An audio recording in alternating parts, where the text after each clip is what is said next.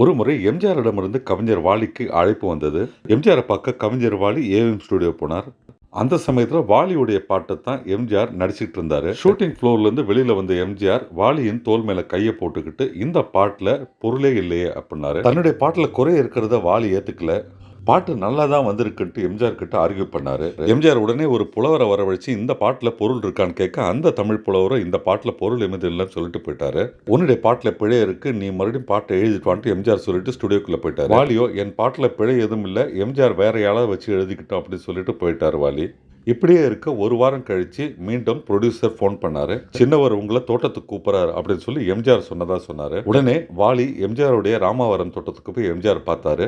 எம்ஜிஆரும் அந்த பாட்டு நல்லா தான் இருக்கு, மீதி 4 பாட்டு நீயே எழுதினாரு. வாலி எம்ஜிஆர் கிட்ட, அண்ணே உங்களுக்கு என் மேல கோபம் போயிடுச்சா அப்படின்னாரு. நீ முகத்துக்கு நேரா உன் பாட்டுல பிழை இல்லைன்னு சொன்ன, உன்னுடைய நேர்மை எனக்கு பிடிச்சிருக்கு அப்படின்ட்டு எம்ஜிஆர் பாராட்டினாரு.